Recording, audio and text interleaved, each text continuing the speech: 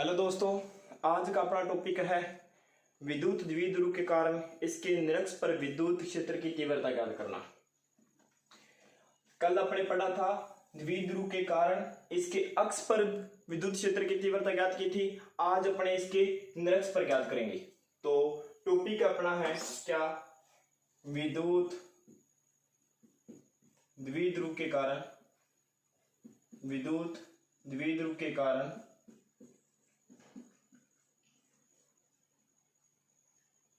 निरक्ष पर विद्युत क्षेत्र की तीव्रता ज्ञात करना। विद्युत क्षेत्र की तीव्रता ज्ञात करना, ये आज का अपना टॉपिक है। कल अपने अक्ष पे पढ़ा था, आज अपने निरक्ष पे पढ़ेंगे। किसके कारण? विद्युत द्विध्रुव के कारण। तो अपने जानते हैं विद्युत द्विध्रुव क्या होता है। माना ए बी एक द्विध्रुव है, ए पर माइनस क्यू आवेश है, बी पर प्लस क्यू आवेश है। इसका केंद्र O है। केंद्र से R दूरी पर, उस दिन अपने पढ़ा था केंद्र से R दूरी पर बिंदु P इसके अक्ष पर स्थित है। आज अपने पढ़ेंगे केंद्र O से R दूरी पर इसके निरक्ष पर, ये इसका निरक्ष हो गया, बिंदु P है। इस बिंदु P पर विद्युत क्षेत्र की तीव्रता ज्ञात करनी है। तो इस बिंदु P पर विद्युत क्षेत्र की तीव्रता ज्ञात करने के लिए क्या करेंगे, वही बात। तो ये इन द्विध्रुव की जो दूरी है वो अपने सभी जानते हैं कितनी है, 2a है। ठीक है, और ये 2a है तो आधी आधी कितनी हो जाएगी, केंद्र से a तक a हो जाएगी और केंद्र से b तक भी a हो जाएगी। और r दूरी पर ज्ञात करना है, केंद्र से r दूरी पर ज्ञात करना है। तो उस दिन अपने बात किया था कि प्लस क्यू आवेश से बिंदु P की दूरी, देखो प्लस क्यू आवेश से इधर P की दूरी और माइनस क्यू आवेश से P की दूरी। आज भी अपने वही बात करेंगे, प्लस क्यू आवेश से P की दूरी और माइनस क्यू आवेश से बिंदु P के बीच की दूरी। तो सबसे पहले ये क्या बन गया अपने पास, एक समकोण त्रिभुज बन गया। समकोण त्रिभुज बनने के कारण हम जानते हैं कि पहले चलो लिख लेते हैं। सबसे पहले क्या, प्लस क्यू आवेश के कारण विद्युत क्षेत्र की तीव्रता के कारण बिंदु P पर विद्युत क्षेत्र की तीव्रता। उस दिन भी ऐसे ही काम किया था, लेकिन उस दिन अक्ष पे था, आज निरक्ष पे है। तो बिंदु P के कारण प्लस क्यू आवेश के कारण आएगा तो क्या चीज आ जाएगी अपने पास, इसको मान लेते हैं क्या है अपने पास, E1 आएगा। प्लस क्यू आवेश के कारण जो विद्युत क्षेत्र की तीव्रता होगी वो क्या होगी, हाँ मैं बात कर लेता हूं, इस दिशा में होगी E1, इस दिशा में होगी और कितनी होगी, E1 होगी। E1 की वैल्यू फॉर्मूला अपने सभी जानते हैं क्या होता है, KQ बटे में R स्क्वायर।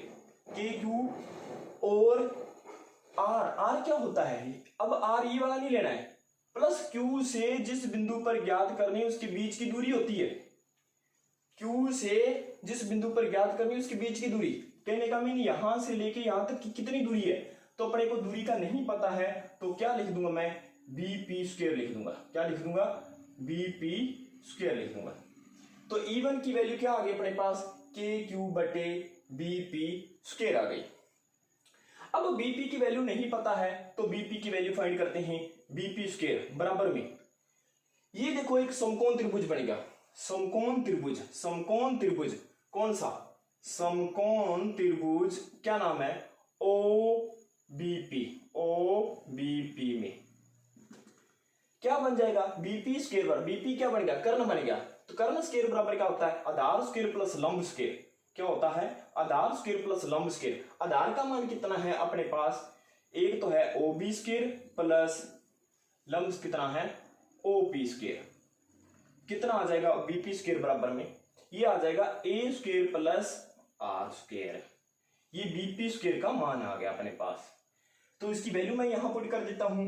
E1 की वैल्यू आ गई कितनी, KQ बटे में A square plus R square. हाँ सभी बच्चे इधर देखो, जितनी BP की वैल्यू है उतनी ही वैल्यू कितनी है, किसकी है, AP की वैल्यू है। और दूसरी बात, ये एपी और बीपी द्विध्रुव के साथ कोण कितना बनाता है, ये थीटा बनाता है, तो ये भी थीटा बनाता है। क्यों? क्योंकि ये दूरी ए है तो ये दूरी ए है, ये ओपी ओपी दोनों का अभिनिष्ट है, ये दूरियां आपस में बराबर है, तो जितनी दूरी ये है, ये दूरी कितनी है, बीपी स्क्वायर कितनी है, ए स्क्वायर प्लस आर स्क्वायर, जितनी दूरी बीपी स्क्वायर है उतनी दूरी क्या होगी, एपी स्क्वायर होगी। तो एपी का मान भी यही आएगा, एपी स्क्वायर का मान भी यही आएगा, ए स्क्वायर प्लस आर, ये आ गया अपने पास ई का मान। इसी प्रकार क्या करोगे, माइनस क्यू आवेश के कारण, क्यू आवेश के कारण बिंदु कहां, बिंदु पी पर विद्युत क्षेत्र की तीव्रता, विद्युत क्षेत्र की तीव्रता कितनी आएगी, विद्युत क्षेत्र की तीव्रता देखो E2 क्या आएगी, इसको मैं मान लेता हूं कितनी है, E2 है। हाँ E1 है, इसकी दिशा भी बतानी है, E1 की दिशा कौन सी है, हमेशा आपको मैंने बताया प्लस क्यू आवेश के कारण विद्युत क्षेत्र या विद्युत बल रेखाओं की दिशा बाहर की ओर होती है, तो इसकी दिशा ये वाली होगी, प्लस क्यू से बाहर की ओर ये वाली दिशा होगी, ये वाली बी से पी की ओर होगी दिशा, बीपी की दिशा में, बीपी की दिशा में, दिशा देखो बीपी की दिशा में, क्योंकि अपने विद्युत क्षेत्र की दिशा टोटल ज्ञात करेंगे माइनस के कारण और प्लस क्यू के कारण। तो एक ये विद्युत क्षेत्र की दिशा है, सॉरी विद्युत क्षेत्र की तीव्रता एक सदिश राशि है, इसका अपनी दिशा का ध्यान रखते हुए करना है।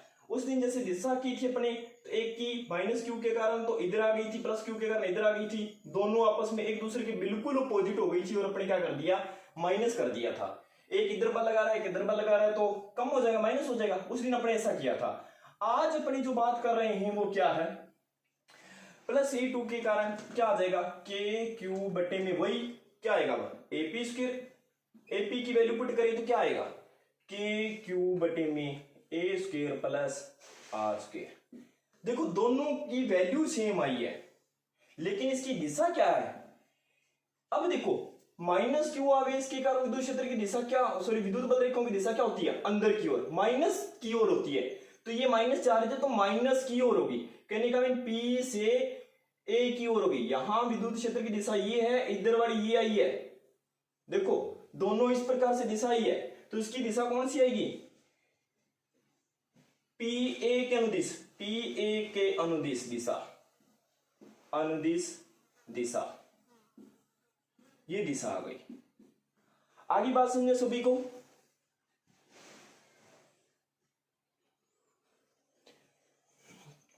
अब E1 का भी मान निकाल लिया और E2 का भी मान निकाल लिया, मैं E1 और E2 की वैल्यू में यहां एक कोण, E1 और E2 दोनों देखो वैल्यू दोनों की सेम है, वैल्यू दोनों की सेम है, कहने का मीन E1 का परिमाण और E2 का परिमाण बराबर है, कितना है, के क्यू बटे ए स्क्वायर प्लस आर स्क्वायर, दोनों की वैल्यू बराबर है। फिर उसके बाद में क्या करोगे, बिंदु P पर विद्युत क्षेत्र की दिशा माइनस क्यू आवेश तथा प्लस क्यू, हिंदी में लिखोगे आप थ्योरी में, माइनस क्यू आवेश के कारण बिंदु P पर तथा प्लस क्यू आवेश के कारण बिंदु P पर विद्युत क्षेत्र का परिमाण समान है।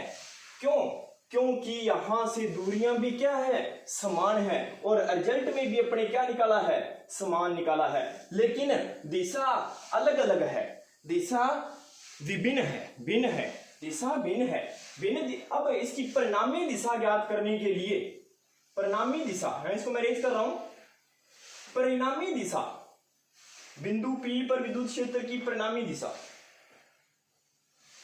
बिंदु P पर विद्युत क्षेत्र की परिणामी दिशा, परिणामी का मीन लास्ट रिजल्टेंट दिशा क्या है, डायरेक्शन क्या है इसकी। एक कोई वस्तु है, एक इधर बल लगा रहा है, एक इधर बल लगा रहा है, तो वस्तु किधर जाएगी, इधर चली जाएगी।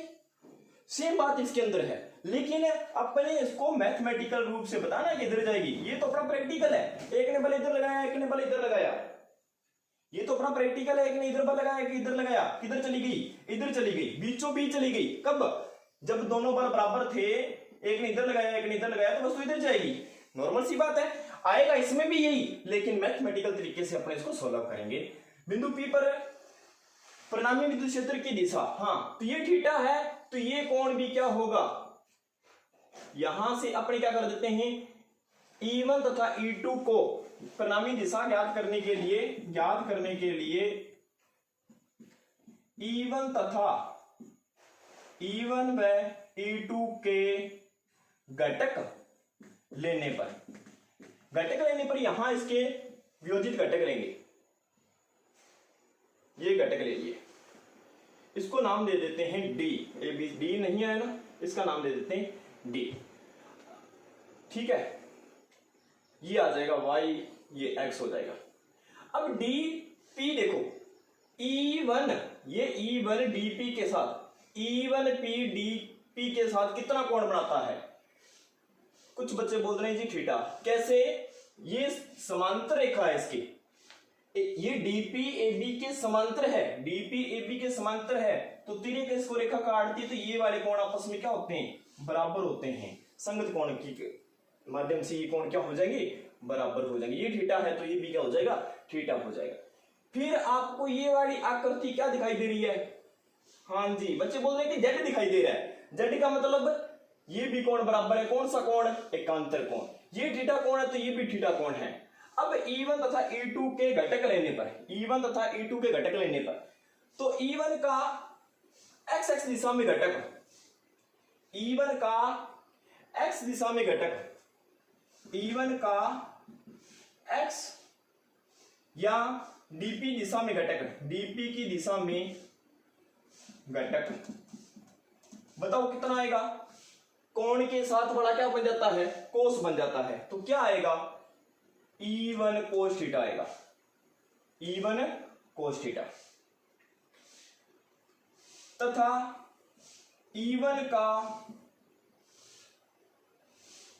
y दिशा में घटक, y दिशा में घटक, y दिशा में घटक कितना आएगा, E1 साइन थीटा, कोण के साथ में कोस आता है, और कोण जहां कोण नहीं होता वहां साइन आता है, ये सभी को पता है। ये हो गया E1 और E2 का, सेम एज E2 का dp की दिशा में घटक, dp की दिशा में घटक कितना आ जाएगा, E2 कोस थीटा, और E2 का y दिशा में घटक क्या आएगा, E2 साइन थीटा। अब डायग्राम में देखो क्या आ गया, ये आ गया जी E1 कोस थीटा, ये आ गया E1 कोस थीटा, नीचे क्या आ जाएगा, E2 कोस थीटा, सॉरी कोस नहीं है, कोस इधर आएगा, E1 साइन थीटा, इधर क्या आएगा, E1 E2 साइन थीटा, इधर क्या आ जाएगा, E1 का इस दिशा में क्या आएगा, E1 कोस थीटा, और E1 का फिर इस E2 का, ये तो E1 का इस दिशा में आ गया, और E2 का भी इस दिशा में कितना है, E2 का dp की दिशा में, E2 का dp की दिशा में क्या आएगा, E2 कोस थीटा, ये आ गया E2 कोस थीटा। अब देखो फिर क्या करना है आपको,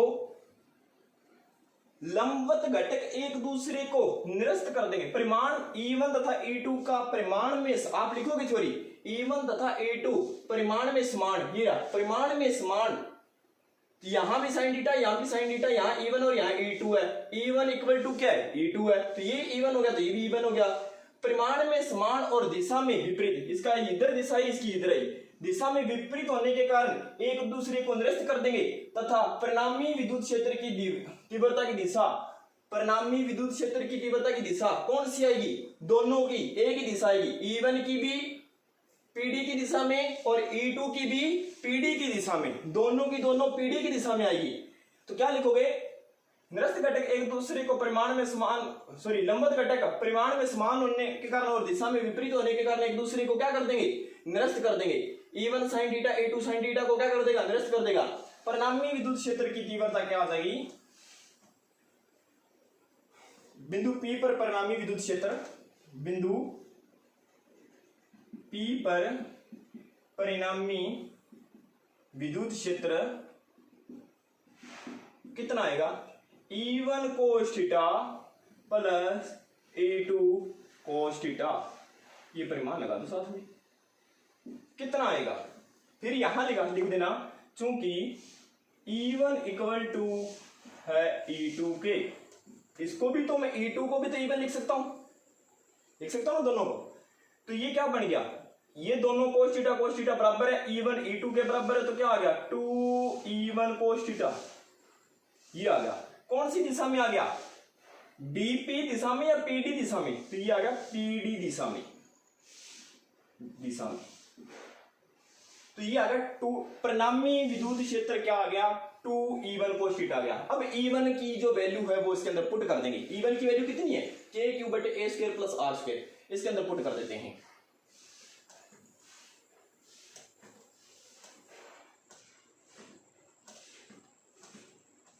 हाँ, क्या आ जाएगा अपने पास, परिणामी बिंदु P पर परिणामी विद्युत क्षेत्र की तीव्रता की दिशा क्या आई है 2E1 cos थीटा, 2 का 2, E1 की वैल्यू पुट कर देते हैं, क्या है k क्यूब बटे में a square plus r square into में साथ में क्या है cos थीटा। मैं इसको सिर्फ E लिख रहा हूं, ये भी टोटल विद्युत क्षेत्र की तीव्रता E है, दिशा के रूप में नहीं लिखा मैंने, सॉरी दिशा के रूप में नहीं लिखा है, सीधे ही लिखा है अभी मैंने।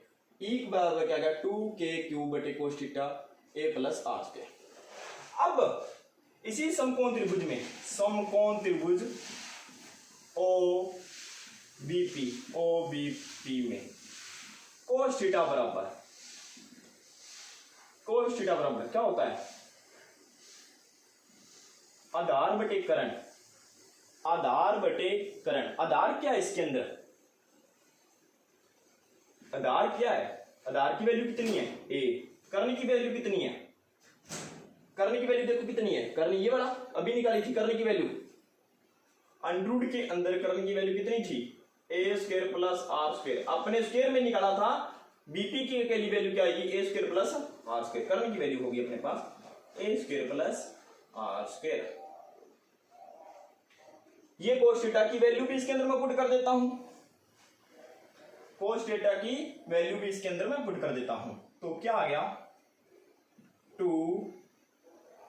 इसको थोड़ा मैं ऐसे लिख देता हूं k क्यूब, 2 को बाद में लिख देता हूं 2, और साथ में cos थीटा की वैल्यू भी लिखूंगा मैं अभी a square plus r square की पावर कितनी है भाई, यहां एक पावर है, और यहां cos थीटा की वैल्यू कितनी है ये वाली a बटे में, चलो दो पहले लिख दो, एक बार कहीं लिख दो आपकी इच्छा है, ये वैल्यू लिख दी के दो की दो आ गया, k का k, q का q, cos थीटा की वैल्यू मैं पुट कर रहा हूं a बटे a square plus r square की पावर कितनी, यहां देखो 1 बटे 2 पावर है, आधी पावर है, देखो अंडरूट में है ना इसलिए लगा के। अब मैं इसको और आगे लिखता हूं तो क्या चीज आएगी, देखो यहां से अलग आइए सिस्टम, यहां मैं आगे और लिखता हूं तो क्या चीज आ जाएगी, ये आ गया k, ये आ गया q, इसको बाद में लिख देता हूं 2a, q इंटू 2a, ये आ गया a square plus r square, इसकी पावर 1 और इसकी पावर आधी कितनी हो गई 1.5 का मतलब 3/2। हाँ भाई, अब इसको मैं क्या लिख सकता हूं, q इंटू 2a को क्या लिख सकता हूं, हाँ शाबाश बच्चे बोल रहे p लिख सकता हूं, p का मतलब द्विध्रुव आघूर्ण, p लिख दिया, ये आ गया a square plus r square की पावर 3/2, ये e का मान आ गया। ठीक है, अब मैं इसको रेज कर रहा हूं, हाँ वही बात कल वाली, a का मान r की तुलना में बहुत कम है, a का मान r की तुलना में बहुत कम है, तो a स्क्वायर का मान r की तुलना में बहुत ज्यादा कम हो जाएगा, इसलिए a को नगण्य मान के क्या कर दिया, छोड़ दिया है। तो e बराबर क्या आ गया अपने पास k p बटे में, a तो नेग्लेक्ट कर दिया, क्या बच गया r स्क्वायर की पावर 3/2, 2 से 2 कैंसिल हो गया, r की पावर कितनी आ गई 3, ये आ गया k p बटे r की क्यूब।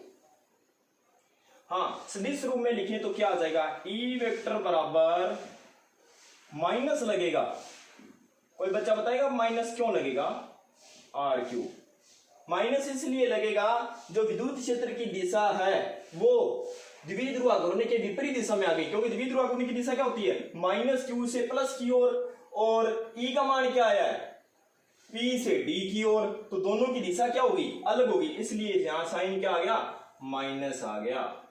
एक बात और है, अब उस कल अपने अक्ष पर ज्ञात की थी, ये तो हो गई निरक्ष पर, ये हो गई निरक्ष पर। जब अपने अक्ष पर ज्ञात किया था इसको, तो इसका मान कितना आया था, 2kp/r³, ये आया था। कहने का मीन उतनी दूरी पर अक्ष पर रखें, उतनी दूरी पर निरक्ष पर रखें, तो अक्ष वाला निरक्ष वाले का दुगुना होता है। ये होता है भाई साहब, ई अक्ष बराबर होता है 2 × ई लंबवत। तो अक्ष वाला दुगुना होता है, अक्ष वाला दुगुना होता है निरक्ष वाले की तुलना में, ठीक है। और अक्ष वाले की दिशा द्विध्रुव की दिशा में आती है, और इसकी दिशा उसकी क्या होती है, विपरीत होती है। अक्ष वाले की द्विध्रुव की दिशा में और निरक्ष वाले की द्विध्रुव की दिशा के विपरीत दिशा में होती है। ये इसके रिजल्ट की दो बातें आ गई।